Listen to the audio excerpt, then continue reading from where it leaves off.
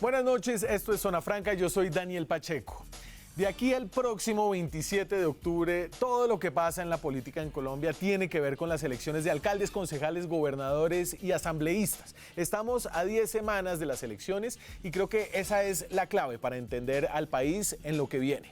Y bajo esta clave, el ambiente actual es de dispersión, de ataques y contraataques, propuestas pequeñas y contrapropuestas y sobre todo constantes pugnas personales entre políticos. Y eso refleja la manera como está diseñada la política en Colombia, más que una falencia de nuestros políticos, que obviamente las tienen muchas. ¿Por qué, si estamos en elecciones, no se están discutiendo entonces los grandes temas del país? ¿Por qué no estamos hablando de lo que está en juego, de las grandes agendas, del empleo, de la economía, del modelo económico? Y creo que eso tiene que ver con algo más que estas elecciones sean locales. Tiene que ver con la virtual inexistencia de los partidos políticos como vehículos del debate público.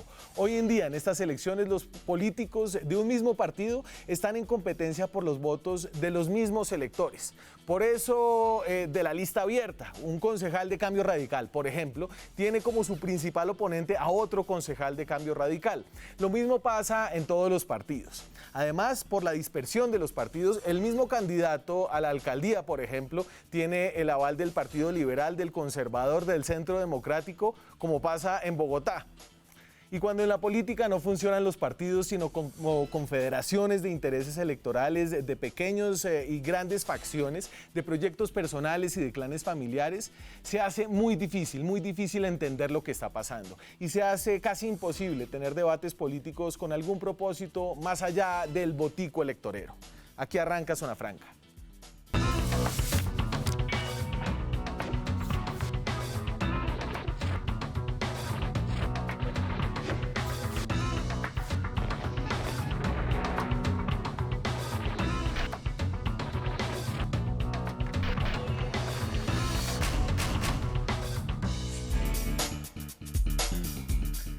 Y esta noche tengo a 12 experimentados políticos de... No tanto yo. Ay, señor, usted es de cuna política, eso No se lleva en la sangre.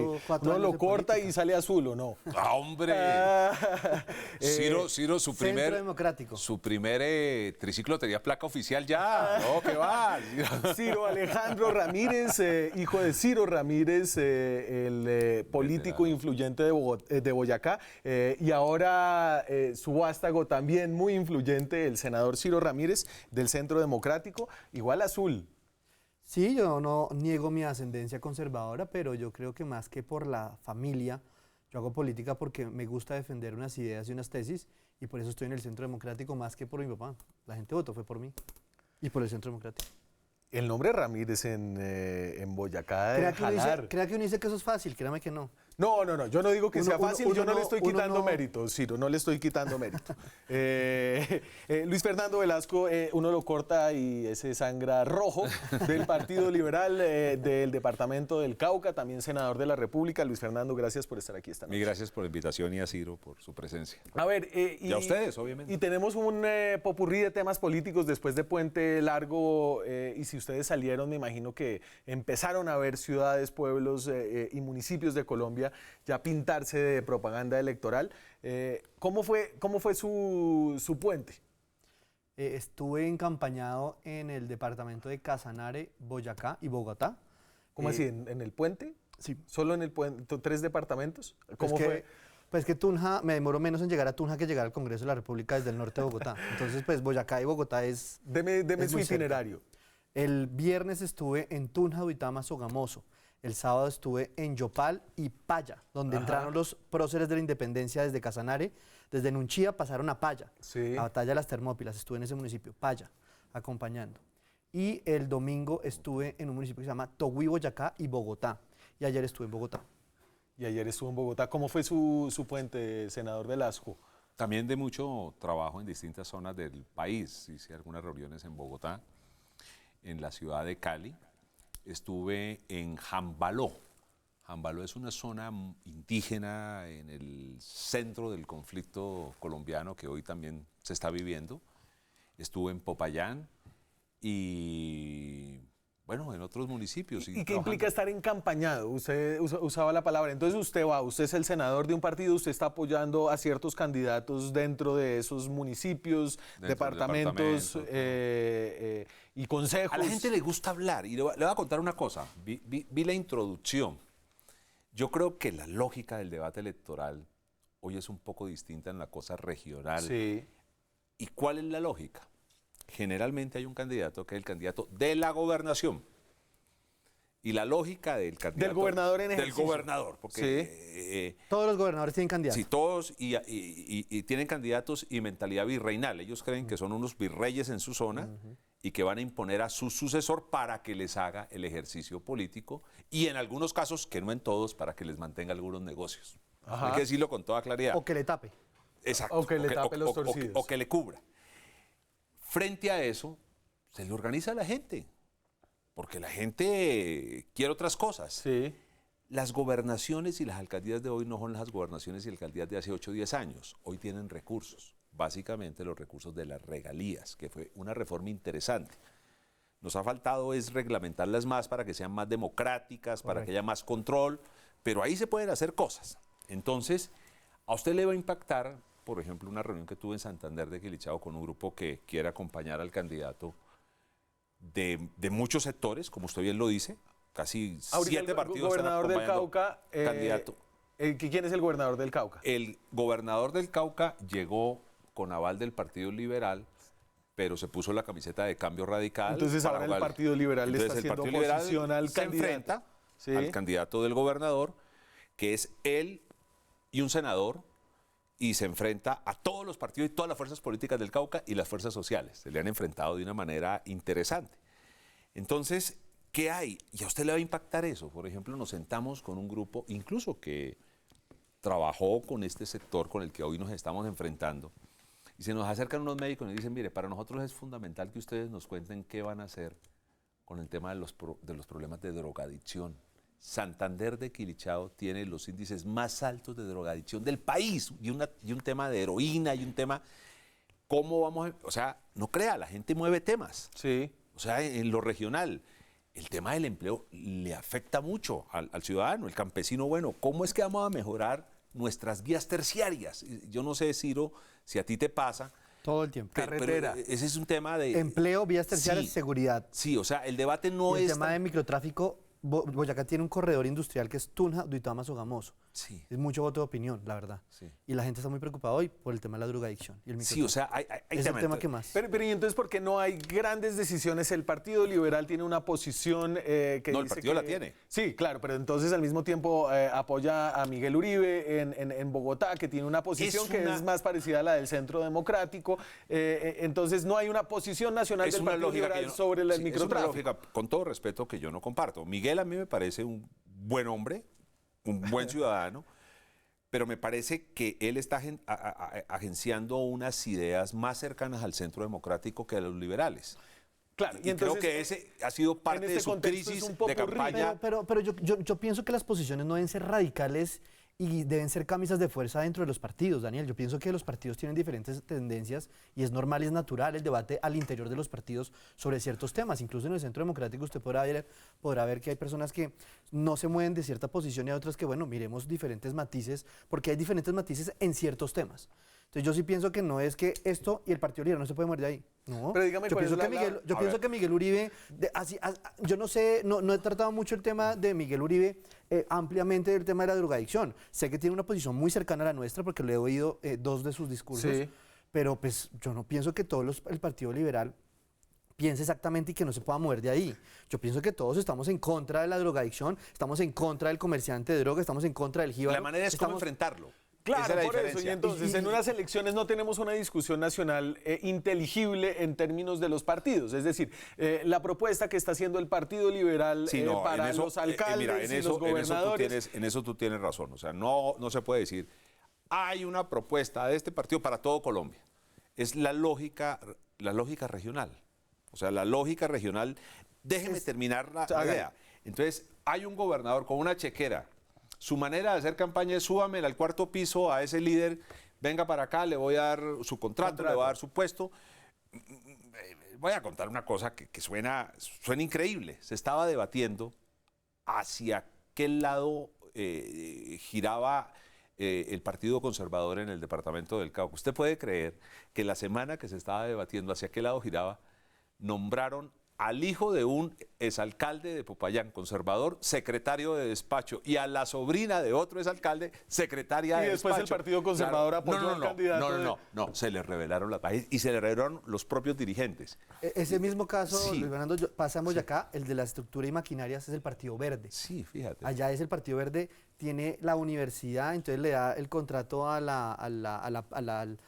este señor, al líder de Tunja, tiene al hermano del diputado liberal, Sí. tiene no solo la gobernación, utiliza la universidad pública. Y venga, y entonces usted como senador tiene un candidato y si ese candidato llega a la gobernación, ese senador le ayuda a usted dentro de 3 años cuando venga, usted vaya a las elecciones. De entrada le quiero decir una cosa. ¿Sabe que eso es lo más en contra que ha podido pasar? Usted supone que ahora usted está ayudando y acompañando candidatos al Consejo de Asamblea. En 3 años en política pasa de todo. No, que pero resulta que venga, ¿cuál es la lógica? No, yo no soy tengo una mirada tan fatal. Yo creo que yo ya cumplí un ciclo en el Congreso. Yo no estoy pensando en la lógica de cómo me hago reelegir senador. Sí. Y entonces, ¿qué pasa?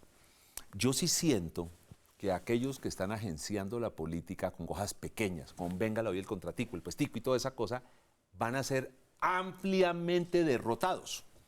Se los pronostico.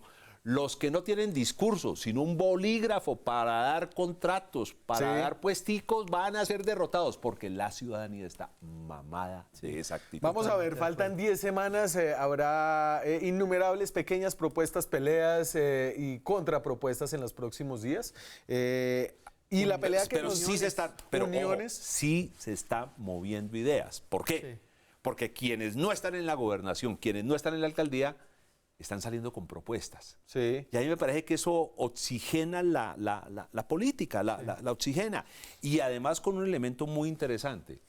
Se están acercando a sectores sociales para hacerle veedurías a las ejecuciones que hicieron gobernadores y alcaldes. Y están encontrando cosas. Correcto. Están encontrando cosas. Pero Luis Fernando, algo que tú acabas de decir también es muy importante. Ojalá desde el Senado, desde el Congreso, desde el Ejecutivo, desde esas misiones de observación que existen, impulsáramos que tuviéramos los debates obligatorios, los debates entre candidatos. Mire que a veces el candidato va muy arriba, entonces dice, ¿para qué lo vamos a sacar? ¿Para qué lo sacamos? No, que no hable y escondámoslo. Bueno, y eso que hay municipios donde no hay medios de comunicación para tener debates de sus propios alcaldes, ese es otro tema.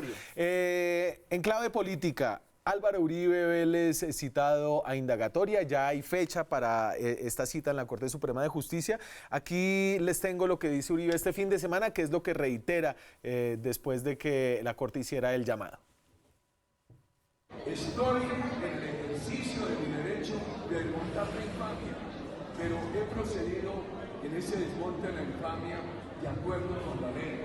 Por eso en las más de 20.000 interceptaciones que hay de mi teléfono, tanto en las llamadas como en los mensajes, no encuentran una palabra mía que viole la ley.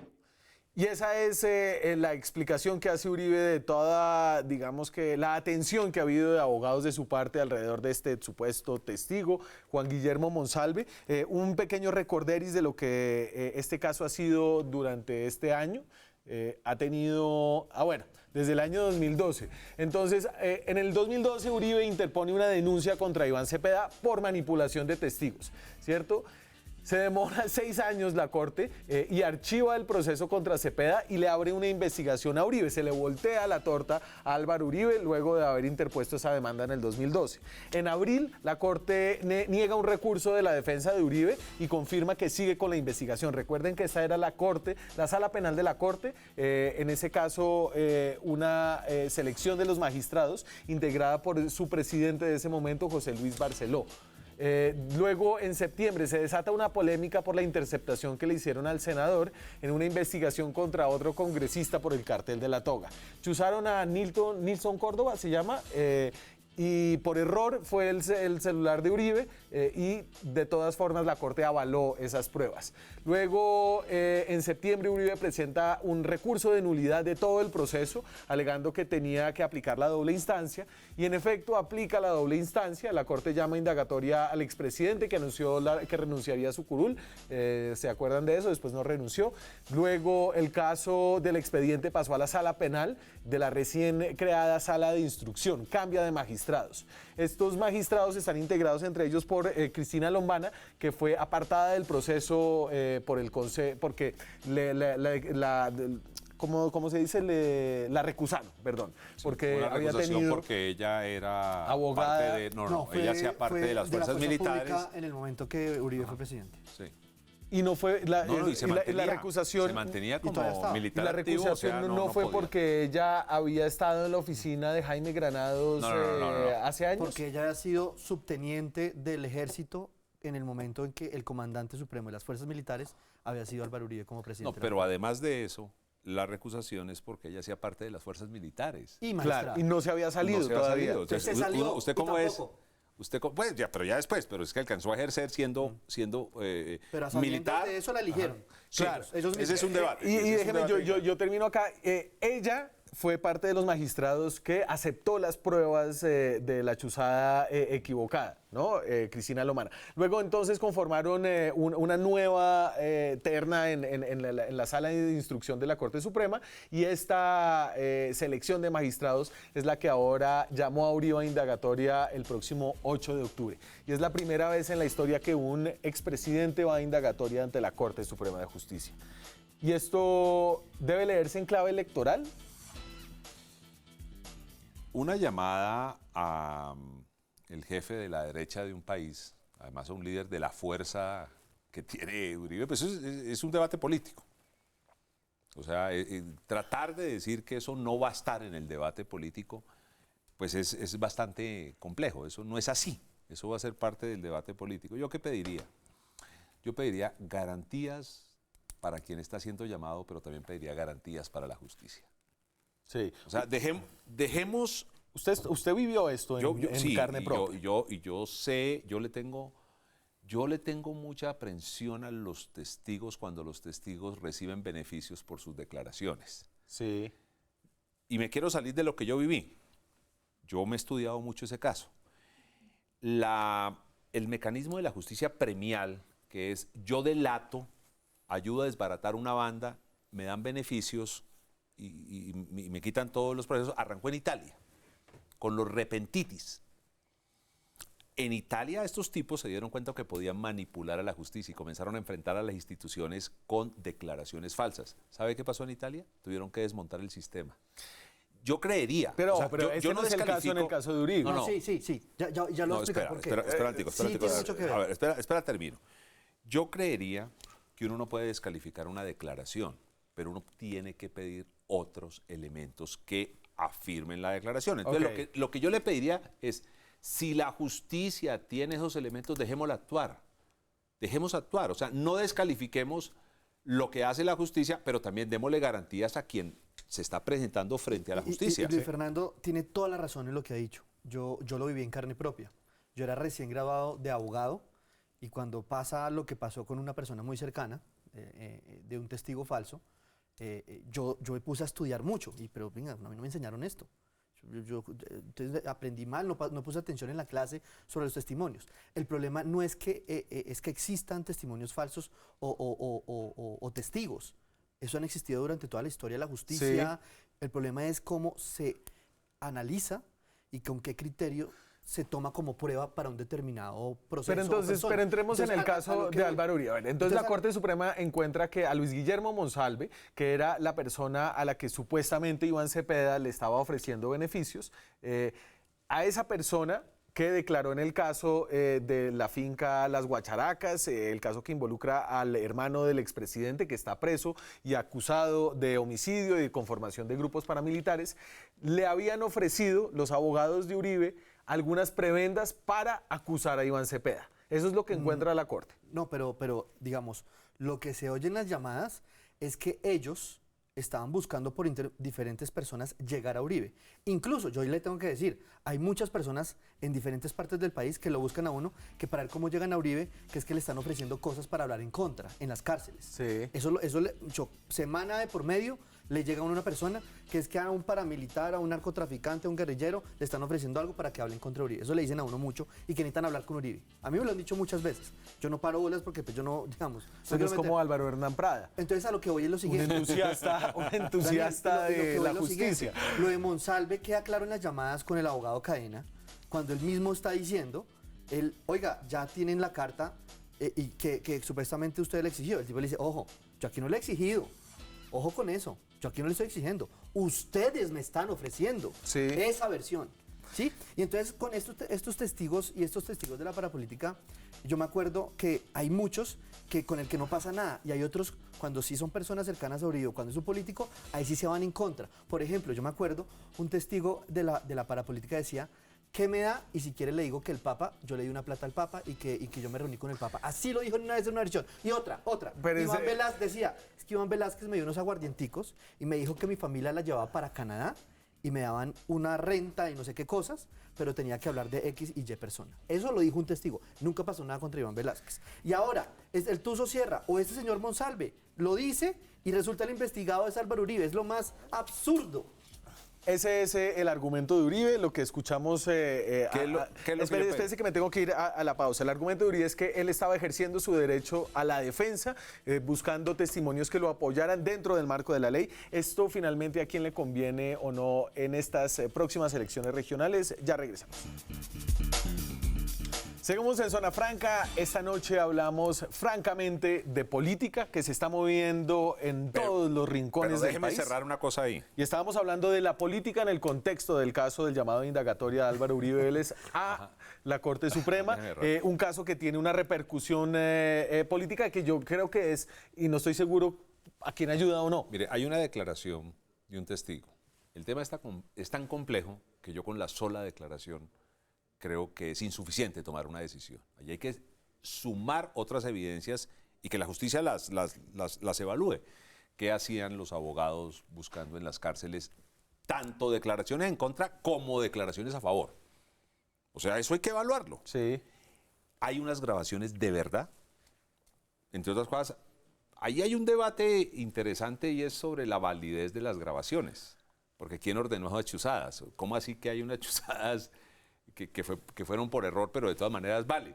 O sea, todo eso va a ser el gran debate y la gran responsabilidad de la Corte para generar confianza en sus decisiones. ¿No ha habido caso más importante en manos de la Corte Suprema de Justicia en su sala penal? Por el efecto que va a tener, porque el efecto que va a tener es juzgar al más importante líder de la derecha colombiana, que es una persona que tiene una fuerza política muy grande, que tiene unos seguidores que confían en él, y por eso la Corte tiene que tener elementos muy claros para decir que no tienen nada que ver, o muy claros, que los puede tener, para decir que es responsable. Por ello digo, dejemos actuar a la Corte y que la Corte le presente al país con qué elementos toma una decisión y respetemos la decisión que tome. Lo citó para 20 días antes de las elecciones.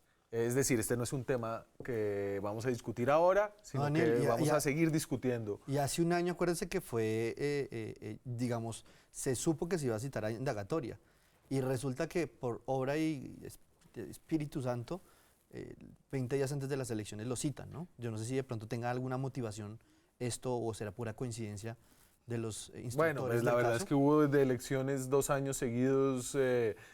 No, tenía que llegar a... Yo no me imagino, yo en eso sí quiero decirlo, yo no me imagino a la Corte Política haciendo cálculos electorales. Yo en eso lo digo. Pero digo, yo no voy a decir nada, pues porque no sé, aquí quedaba el título. ¿Es coincidencia o no que sea 20 Pues ya lo días antes dijo, de las es decir, elecciones? ya lo Por está eso. sugiriendo. Está sugiriendo que sí hay un cálculo electoral. Pregunto. No, porque no está preguntando, digamos ¿Es que... coincidencia o no? Pues responda, si ya que pregunta. No, yo no sé. Hay un año para citarlo donde no hubo elecciones y sí cuando hay elecciones, 20 días antes del día de votar, lo citan a indagatoria. Pues no sé, a mí personalmente me causa mucha curiosidad. ¿A usted cree que esto Me resulta golpea mucha coincidencia. las aspiraciones electorales del Centro Democrático? Yo creo que puede resultar a veces contraproducente para los que esperan que salga en contra del Centro Democrático. Porque ha habido tantas cosas que digamos, el presidente Uribe siempre le ha puesto la cara a estos hechos y ha salido siempre a la opinión pública y en la prensa a explicar que los colombianos se han dado cuenta que esto, digamos, viene siendo un montaje.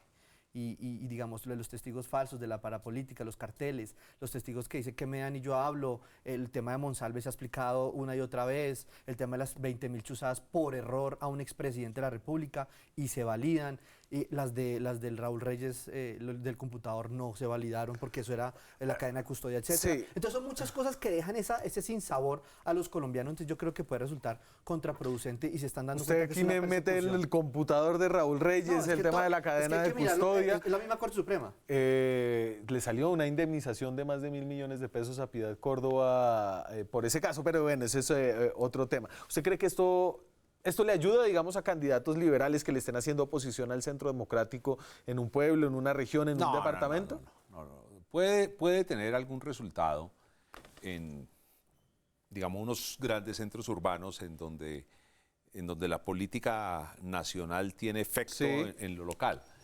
Pero en los pequeños municipios, en 900 municipios que tienen más de 35% de necesidades básicas insatisfechas, Sí. zonas rurales, la gente tiene otra lógica. La gente tiene la lógica de reelegir o no reelegir al alcalde, porque todo alcalde tiene candidato.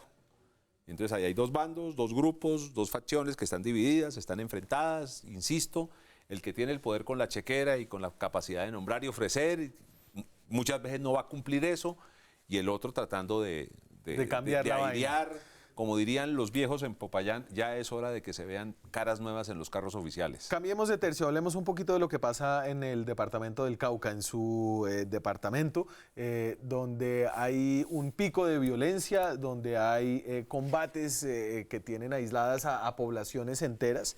Le voy a poner aquí lo que dice el ministro de Defensa, el señor Botero, acerca de lo que podría hacer el gobierno. Aquí aparece haber encontrado una solución para lo que pasa en el Cauca del ministro de Defensa.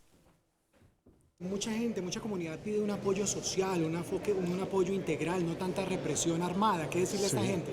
No, nosotros tenemos lo que el presidente inauguró en Nariño hace ya 8 días, que es lo que llamamos Zona Futuro, que es una presencia integral. Aquí afortunadamente tenemos una tierra muy rica donde prácticamente se da de todo, donde es muy fácil la sustitución de cultivos, tiene un clima relativamente benigno, tiene un buen régimen pluvial y, como les digo, el departamento del Cauca es un gran productor de alimentos y tiene unas condiciones muy excepcionales. Aquí hacer esa acción integral es relativamente fácil, tiene buenas vías de comunicación, en fin, tiene necesidades, pero es un departamento fácilmente conquistable desde el punto de vista de sustitución de cultivos.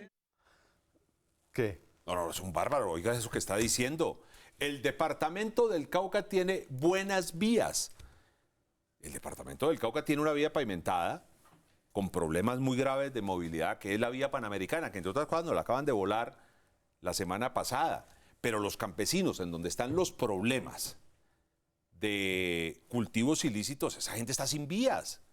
Parte de la gran crisis y la apuesta por hacer unos planes de desarrollo con enfoque territorial es eso, es comenzar a ver, sí, claro, ahí hay buenas tierras, a ver cómo sacamos al campesino de la coca, cómo lo logramos llevar de la marihuana recreacional a la marihuana medicinal, que debería ser una opción. Pero todo eso se complementa si tenemos vías, si al campesino no lo conectamos con los centros de consumo, no va a poder hacer nada, de manera que está muy mal informado el señor ministro de Defensa si está diciendo que en el Cauca tenemos buenas vías.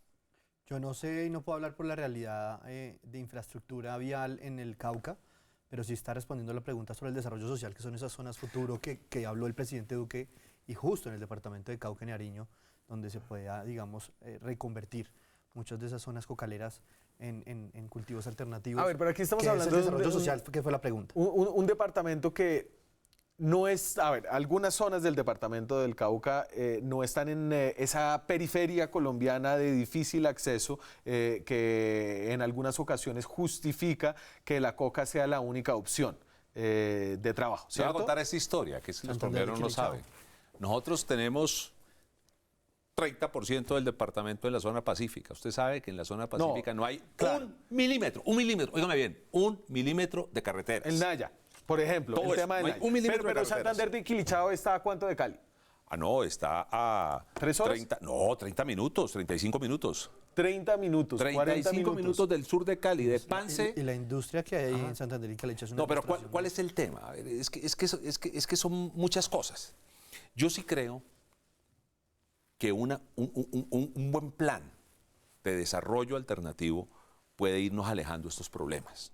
O sea, porque entre otras cosas sí son tierras que están relativamente cercanas a zonas de gran consumo.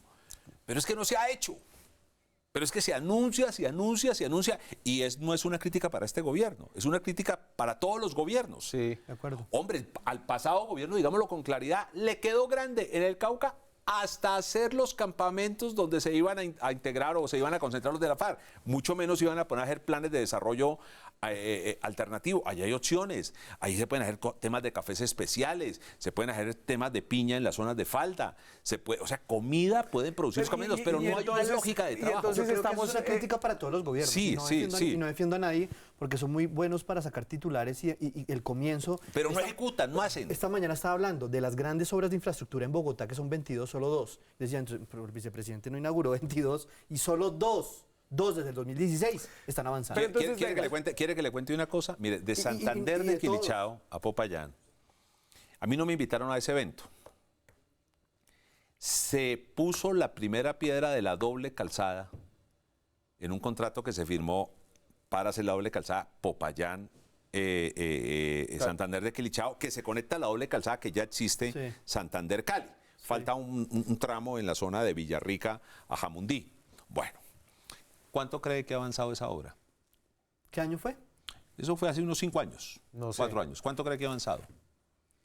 Ni siquiera se ha levantado la primera parada. Y entonces Ni yo Ni siento siquiera. que en la discusión alrededor del Cauca, de parte del gobierno y más allá de este aporte bucólico de experticia del ministro de Defensa, hay una fijación en el tema del narcotráfico, ¿cierto? El Cauca está así por la explosión de cultivos ilícitos. ¿sí? No, la explosión de cultivos ilícitos El país está así. Yo lo que pienso es que, nosotros podemos acá debatir sobre el control de drogas, podemos debatir es cómo vamos a controlar el microtráfico, de si en espacios públicos, o cerca de los colegios o no cerca de los colegios. El problema aquí es que si nosotros le hacemos ese gran debate mundial y en el planeta de cómo vamos a tratar el tema de drogas, pues nosotros tenemos que hacer algo alternativamente mientras le damos una solución final y de fondo al tema de drogas. Si vamos a legalizarlas, no vamos a legalizarlas, medio legalizarlas, la marihuana sí, el otro no. Yo no sé. Digamos, mientras se hace debate internacional, en Hay que darle Colombia, opciones a la en gente, Colombia, hay que darle opciones. A ver, Eso, por hay lo que menos darle. disminuir el Pero Disminuir entonces pobrezas. aquí hay un debate de si es el huevo o la gallina, si es el narcotráfico el que genera inequidad y falta de progreso social, o es la falta de progreso social y la inequidad lo que genera el narcotráfico. Y creo que aquí hay posiciones en ambos lados que es importante discutir y con eso volvemos en minutos. Seguimos en Zona Franca, hablamos de varios de política, hablamos del caso del expresidente Álvaro Uribe y ahora estamos hablando del tema de lo que está pasando en el departamento del Cauca. Antes de eso, un poco de liviandad de las redes sociales. Esto es Enredados. Nos enredamos con las reacciones al Premio Nacional al Talento Joven María Juliana Ruiz. Matador hizo lo propio con su caricatura de Hoy en el Tiempo. Y el Gran Premio Nacional al Talento Joven María Juliana Ruiz es para... Esta será la estatuilla. ¿Ya se ganaron el premio María Juliana Ruiz? De no haber sido por usted, María Juliana Ruiz, ese premio joven de conciencias jamás hubiera sido posible. El gobierno dijo que todo se había tratado de un error involuntario. Un error involuntario que estaba en absolutamente todas las imágenes promocionales de este premio. Nos vemos mañana con más Enredados. Qué desagradecido que es el poder. Sí, yo creo que debe quedar como un error involuntario Y obviamente... ¿Cómo así que un error involuntario? O sea, le pusieron sin culpa aunque esté demostrado, obviamente, me parece que es un tema, conociendo a María Juliana y al presidente Duque, pues hombre, no viene de ellos, me parece que es un error el que haya formulado ese nombre para el premio. Para los que no saben, Colombia Joven, y espérese, le doy un poquito de contexto. Colombia Joven, con el apoyo de Colciencias, lanzaron 32 becas para jóvenes que estaban haciendo proyectos innovadores en sus regiones, y se les ocurrió ponerle a ese proyecto, a ese premio, a esas 32 becas, María Juliana Ruiz. Mire, yo conozco el espíritu del presidente. Yo no me imagino el presidente buscando eso, incluso a la primera dama. Creo que tuvieron un mal criterio al aceptarlo. Sí. Pero yo echo al que haya propuesto eso, se lo digo. Eso, sí, no. Mira el pobre Farid, mira el pobre Farid, pasó de ser un crack a un croac. No, o sea, es una cosa muy compleja. No, uno tiene que ser ahí tiene que conectarse con la gente. Esos papayazos no hay que darlos. Sí, me parece que es un error que no debe trascender, pero es un error que no se debe dar, y yo creo que sí es importante saber por qué formularon un premio con ese nombre. Me parece que es un... Hablemos de cosas importantes, y veníamos hablando del tema del Cauca, donde la respuesta que uno recibe del gobierno es un problema de narcotráfico. Se estrella un poco a esas visiones que piensan que el narcotráfico más bien es la manifestación de unas causas un poco más profundas, que son la inequidad, la falta de desarrollo, los intereses varios que hay sobre esa región. Daniel, usted va a decir que quién fue primero, la gallina o el huevo.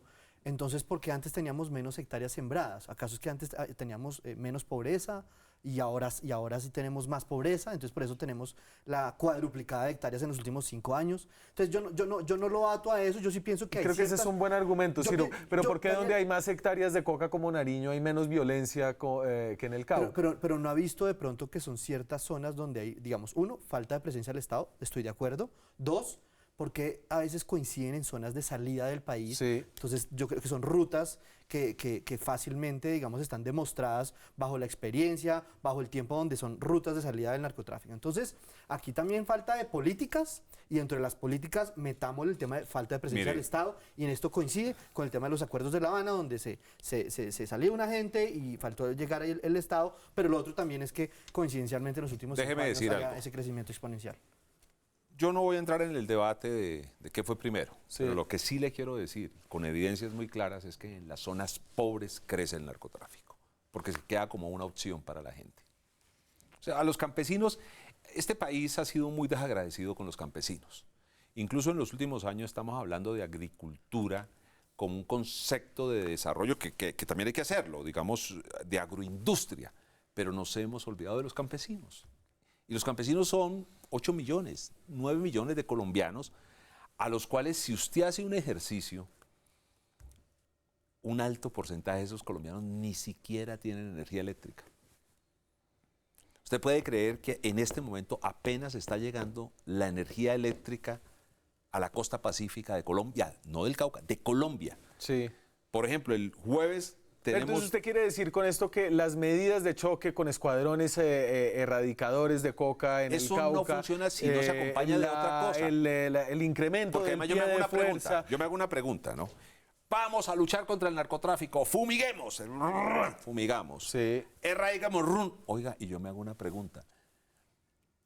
Y en el eslabón del narcotráfico no hay un procesamiento, ¿y por qué no más bien comenzamos a cerrar las vías figuradamente para que no suban los químicos, para que no suban los precursores? Trazabilidad de los precursores químicos. Claro. Pues todo lo que se dijo en campaña. No se narcotráfico, sí. O sea, no se la... Ya por lo menos se detuvo. Ajá. Las No se la... disminuyó algo. Mire, yo estuve la semana pasada, de hecho mañana iba a haber un debate, creo que no se va a hacer porque no alcanzaron a notificar a la ministra del Interior, reunido con los líderes sociales y líderes indígenas en Caloto, con la Comisión de Paz. Y ellos nos hicieron una pregunta muy seria. Nos dijeron, señores senadores, si aquí hay un control territorial por parte de la fuerza pública, ¿por qué está entrando tanto precursor químico a la zona? Esa es una buena pregunta. Sí. Esa es una buena pregunta. O sea, no creamos... Yo sí le hago la misma que a Ciro, pues usted la hace, ¿qué cree? Respóndasela. No. Que si no hay un mayor control, incluso de agentes de la fuerza pública, que tienen que hacer ese control, hombre, a mí no me digan, y voy a poner ejemplos duros y claros, a mí no me digan que a la costa pacífica entran las dragas con que hacen minería criminal sin complicidad de algunos actores de la fuerza pública. Usted sabe por dónde meten las dragas, por Buenaventura. Una draga usted no la puede, por Dios, y ahí está la fuerza pública. Bueno, o el Urabá, hombre, y allá por el Pacífico arriba. no, o sea... el narcotráfico, precursores químicos y demás, ¿no va a transitar por las carreteras colombianas?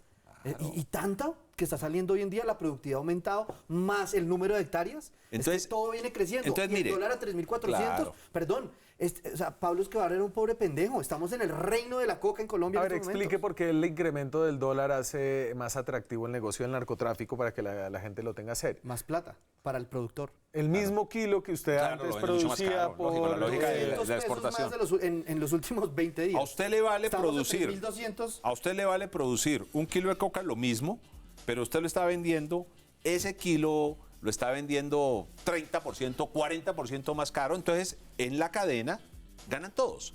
Ahora, ¿cuál es el tema? Sí. Que yo siento que hay un gran énfasis en el más débil, que es cómo acabar los cultivos. Y de ahí para arriba, y cuando digo de ahí para arriba, voy hasta bien arriba. Bueno, ¿y la cooperación internacional para el lavado de activos? ¿Cuándo vamos a ver caer a los lavadores de activos de Wall Street? Sí, de acuerdo. ¿Cuándo? No sabemos todo el problema es para el pobre campesino que está fregado. Me voy a la pausa. Nos queda un tema que es curioso y difícil de entender. Después de que la Corte Constitucional instara a hacer una regulación sobre los lugares en donde era prohibido consumir sustancias psicoactivas, ahora el Centro Democrático se está oponiendo a un proyecto que hace exactamente eso. Ya regresamos. Seguimos en Zona Franca. Después del gran escándalo que generó la decisión de la Corte Constitucional que tumbó una parte del Código de Policía y que se dijo iba a dar vía libre para el consumo de drogas en cualquier lugar del espacio público, unos congresistas quisieron regular esa facultad de dónde se podía prohibir, sobre todo alrededor de los colegios. Ese proyecto fue votado de esta manera en la Comisión Primera del Senado hace apenas unos meses. Positivamente todos estos honorables senadores.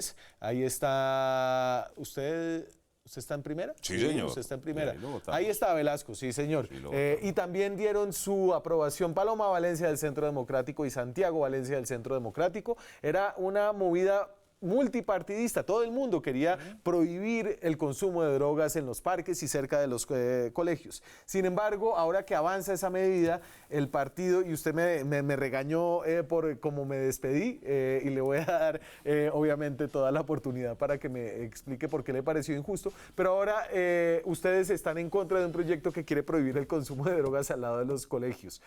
No entiendo eso. Sí, y muy bueno explicar a los colombianos porque esto ha salido muchas dudas y en la calle le preguntan a uno mucho. Nosotros estamos en contra, no de criminalizar, sino de controlar esta droga y este microtráfico que hay en los espacios públicos en Colombia, no en solamente algunos espacios públicos. Porque entonces si estamos diciendo que vamos a limitarlo alrededor de las instituciones educativas y algunos espacios públicos, es decir, entonces en el resto sí. Es casi que como un pico y placo de espacios. Entonces, en este sí y en este no. En este parque sí, en este parque no. Allá en esa esquina usted sí puede fumar marihuana y meterse 3 baretos y una línea de cocaína. Pero es que la Corte le dijo al Congreso, ustedes no pueden hacer una prohibición absoluta del consumo. Eso es lo que le dijo la Corte. Y nuestra posición es que en los espacios públicos no tengamos droga. ¿Por qué? Porque pues estamos interviniendo con el derecho de otro colombiano. La Constitución Política de Colombia en el artículo 49 dice que solo está permitido la medicinal. La Constitución, las sentencias no pueden modificar la Constitución. Es una interpretación del Código de Policía. Y el Código de Policía que se aprobó en el gobierno anterior establece muy claramente los dos procedimientos de incautación. Aquí estamos hablando, nosotros estamos proponiendo en este proyecto de ley del que usted está hablando, pues una forma de decir, hombre, estamos de acuerdo en prohibirlo alrededor de instituciones educativas y espacios públicos, pero no de algunos, de todos. Velasco, si nosotros aquí prohibimos. Déjeme darle una chiva.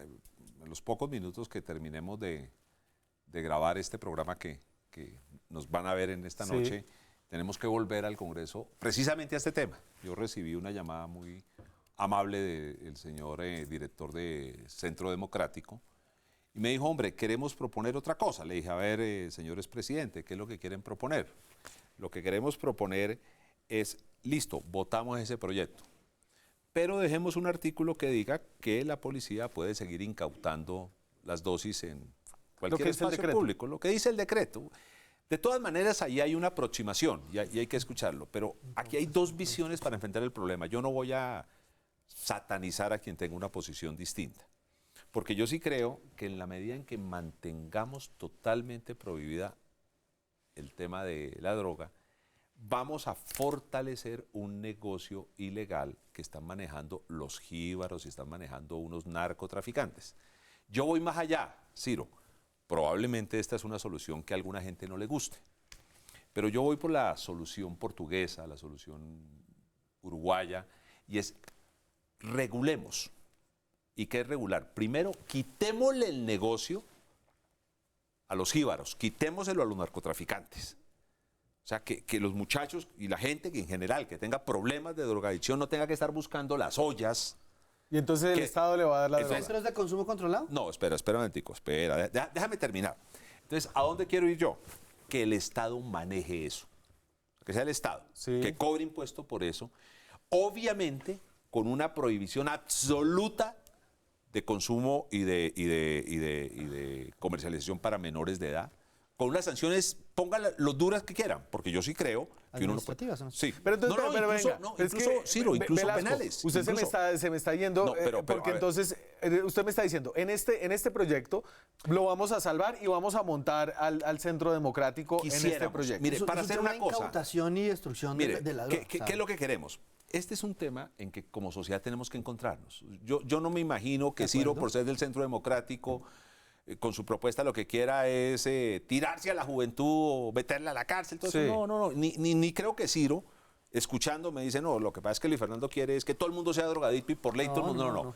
Hay un problema, lo reconozco, hay un problema que se llama drogadicción. Yo creo que si el Estado identifica quién tiene ese problema y comienza con unos recursos que le puede producir el mismo comercio, recursos que hoy manejan los narcos y los jíbaros, Sí.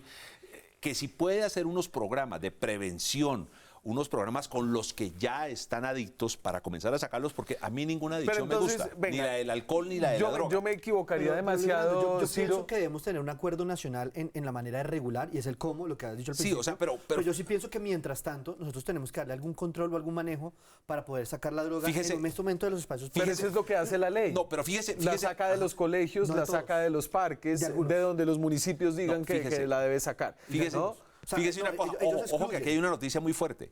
Fíjese lo que acaba de decir Ciro. En este debate, que hemos tratado de no llevarlo con altisonancias y con descalificaciones, Ciro dice, regulemos. Y yo digo, regulemos. Ahora, ¿cómo vamos a regular? Pues, comencemos a ponernos de acuerdo. Veamos experiencias internacionales. Perfecto. En Portugal, Yo no veo problema la en eso. derecha y la izquierda se pusieron de acuerdo. Pero que es regular Porque eso. Entonces, mire lo que dice la ley acerca de quién podrá definir dónde está prohibido el consumo de sustancias psicoactivas. Y esto dice la ley que se discute ahora mismo. Corresponderá a los consejos establecer los perímetros de la restricción del consumo de sustancias psicoactivas en lugares públicos.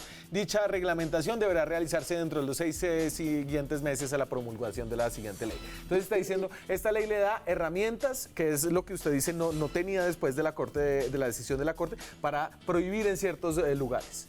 Y aquí lo que yo estoy diciendo es establecer ciertos parámetros. Entonces le dijimos a Rodrigo, entonces pongamos la prohibición que ya está en la Constitución, que es la prohibición en cualquier espacio público a menos de que sea medicinal. Sí. Y él dijo, no, porque me desvirtúan la ley. Entonces está diciendo los perímetros en cuáles establecer. Pero usted está diciendo, pongamos, el perímetro nacional. Pues espacio público. Lo que pasa, Ciro, también es pensarlo. Sí, me entiendo. O sea, yo lo que digo es entiendo, que pero planteo el debate por otro lado. en este momento... Hombre, no mandemos al muchacho a fumar a su casa. Ya no lo dejan.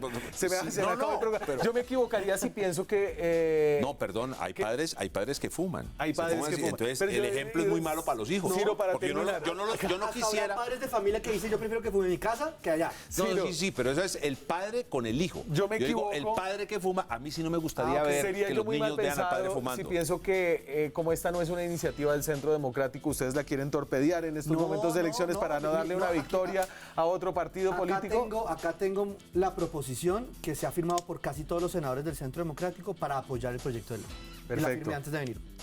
Perfecto, con eso me voy. Muchas gracias a ustedes, mucha suerte en sus periplos de estas próximas 10 semanas. Tiene que volver a Boyacá a una verdadera Y en Ruta estas turística. semanas esperamos que gane la democracia, aunque pierdan algunos gobernadores que ahí creen virreyes. En Boyacá hay un virrey verde. Con eso me voy. Nos vemos mañana con más periodismo, con más debate, con más opinión. Chao.